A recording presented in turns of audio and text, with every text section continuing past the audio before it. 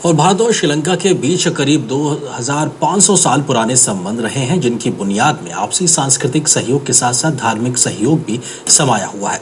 दोनों देशों के संबंधों में कई पड़ाव आए, लेकिन आपसी सहयोग हमेशा ही जारी रहा।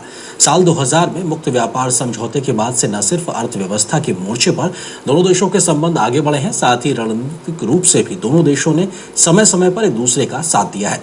श्रीलंका में नई सरकार के बाद इस दोस्ताना संबंध को और ज्यादा ऊंचाइयों तक ले जाने के अनुमान लगाए जा रहे हैं।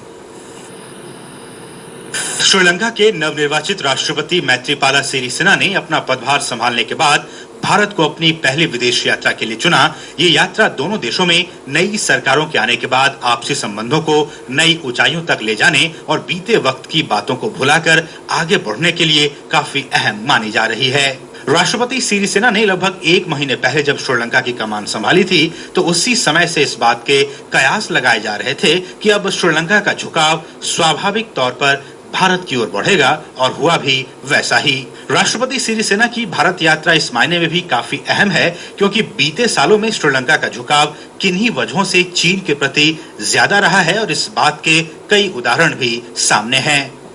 चीन के द्वारा श्रीलंका में अधिक निवेश करना, चीन का श्रीलंका में ढांचागत विकास में मदद के नाम पर सामरिक रूप से महत्वपूर्ण इलाकों में अपनी पैठ बढ़ाने का काम करने समेत चीन ने श्रीलंका को रक्षा के क्षेत्र में भी काफी सहयोग किया है।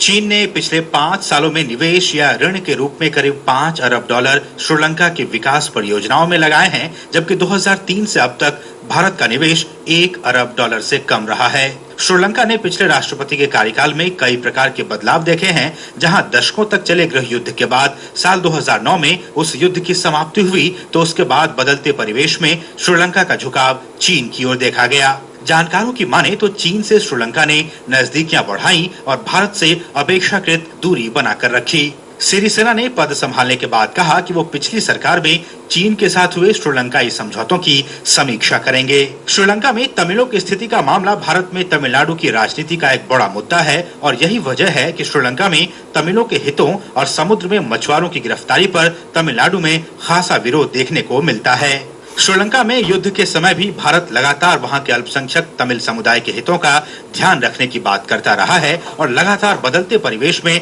भारत तमिलों के हितों के लिए श्रीलंका के 13वें संविधान संशोधन में वहां के अल्पसंख्यक तमिल समुदाय के हितों को संरक्षित करने का प्रावधान भी किया गया है। भारत श्रीलंका में आपसी हितों में अक्सर मछुआरों की गिरफ्तारी के चलते करवाहट की स्थिति बन जाती है। इस मसले पर भी लंबे वक्त से एक समाधान योजना बनाने की बात की जाती रही है। श्रीलंका में करीब 8.5 लाख भारतीय मूल के तमिल रहते हैं, जिनके अधिकारों को लेकर भारत हमेशा से अपनी चिंता व्यक्त करता रहा है। We want to have friendly relations with Sri Lanka. Sri Lanka is our neighbor, and we have age-old relations with Sri Lanka.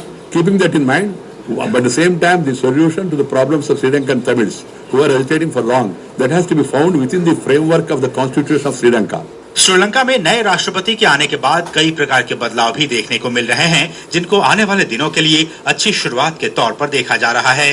राष्ट्रपति मैत्रीपाला का संबंध बहुसंख्यक सिंघली समुदाय से है, जो कि अल्पसंख्यक तमिल समुदाय से मेल जोल बढ़ाना चाहते हैं। एक बड़े बदलाव की ओर इशारा करते हुए 31 जनवरी 2015 को श्रीलंका के राष्ट्रपति मैत्रीपाला सिरिसेना ने अल्पसंख्यक समुदाय से आने वाले न्यायाधीश के श्रीपवन को देश का नया मुख्य न्यायाधीश नियुक्त किया है। राष्ट्रपति मैत्रीपाला सिरिसेना ने पदभार संभालने के बाद प्रेस की स्वतंत्रता सुनिश्चित करने का वादा किया है। साथ ही राष्ट्रपति सिरिसेना ने विरोधियों की वेबसाइट की सेंसरशिप पर रोक लगाते हुए राजनेताओं और पत्रकारों की फोन टैपिंग और निगरानी को तुरंत रोकने के आदेश दिए हैं। आर्थिक नजरिए से देखें तो दक्षिण एशिया में श्रीलंका भारत का सबसे बड़ा ट्रेड पार्टनर है, जबकि भारत श्रीलंका का विश्व में सबसे बड़ा ट्रेड पार्टनर है। साल 2000 में फ्री ट्रेड एग्रीमेंट के बाद से दोनों देशों में व्यापार काफी बढ़ा है, जो कि साल 2013 में करीब $4 अरब पर रहा है।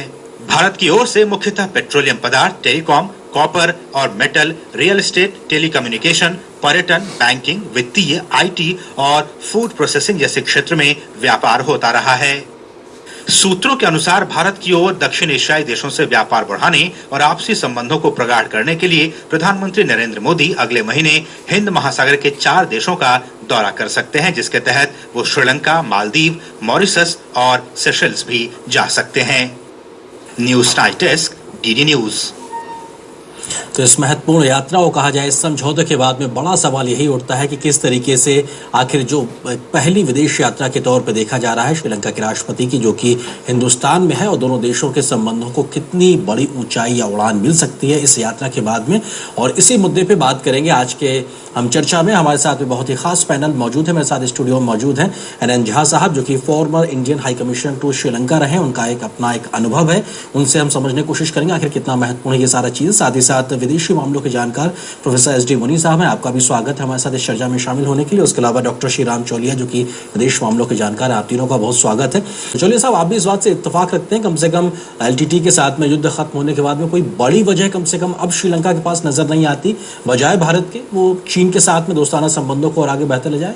जी हाँ, आइडेंटिटी का भी सवाल है। आप देखिए श्रीलंका क्या है, एक लोकतंत्र दोबारा बनना चाह रहा है राजपक्षे की तानाशाही के बाद।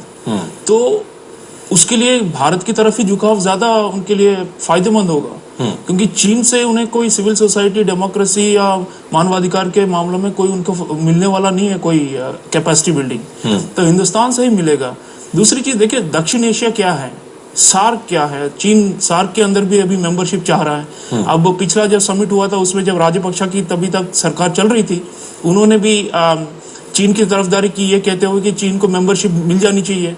अब मुझे नहीं लग रहा कि ये सब होने वाला है, क्योंकि सिरिसेना जो वो भारत के लिए उनका लगाव ही नहीं है। मेरे ख्याल से जो उनकी जो बेसिक आइडेंटिटी, एक डेमोक्रेटाइजेशन वापस लाना चाह रहे हैं, उसके लिए बगैर हिंदुस्तान के वो श्रीलंका आगे नहीं जरूरी है, उसकी तरफ वो आगे बढ़ते नजर आए। चौलिया साहब, आपका इस पे लास्ट कमेंट चाहेंगे कि जो तमाम जो सेक्टर्स हैं इकोनॉमिक कोऑपरेशन को लेके, उसमें आपकी समझ या राय क्या कहती है, अपना अनुभव क्या कहता है? कौन से क्षेत्र हैं जहाँ पे आने वाले समय में हम बेहतर आर्थिक संबंध देख सकते हैं भारत और श्रीलंका के बीच में? जी, मोदी जी ने एक खास कहा है कि हम बैलेंस ट्रेड सपोर्ट करते हैं, जिसमें साफ उन्होंने इशारा ये किया है कि अब तक जो हुआ है बैलेंस हमारे फेवर में ज्यादा थी और श्रीलंका की ज्यादा एक्सपोर्ट्स नहीं हो रही थी। थोड़ा बहुत हमारे जो ये फ्रूट ग्रोअर्स वगैरह है, उन्होंने भी एतराज जताया कि श्रीलंका से टी आ जाएगा, श्रीलंका से क्या क्या आ जाएगा। तो प्रोटेक्शनिज्म का भी मामला है, हमें वो सब कंट्रोल करना है। बड़ा पिक्चर अगर आप देखें तो दक्षिण एशिया में, हिंद महासागर के एरिया में श्रीलंका इज द हार्ट। तो हमें अगर साथ में अगर इस एरिया को स्ट्रेंथन करना है, चीन की इन्फिल्ट्रेशन से हमें उसे बचाना है, तो ये जरूरी है कि हम ज्यादा उदारवादी अप्रोच लें और श्रीलंका को जितना मदद दे सके इकोनॉमिकली। इन्वेस्टमेंट भी हमारी जानी चाहिए टेक्सटाइल्स में, फार्मास्यूटिकल्स में, मैन्युफैक्चरिंग में। श्रीलंका हालांकि हमसे एक मीडियम इनकम इकोनॉमी मानी जाती है, उतनी गरीबी नहीं है, लेकिन जहां जहां पे कमियां हैं उसको दुरुस्त करने के लिए भारत अपनी तरफ से कोशिश कर सकता है। आप तीनों मेहमानों का बहुत शुक्रिया इस मुद्दे पे बात करने के लिए। तो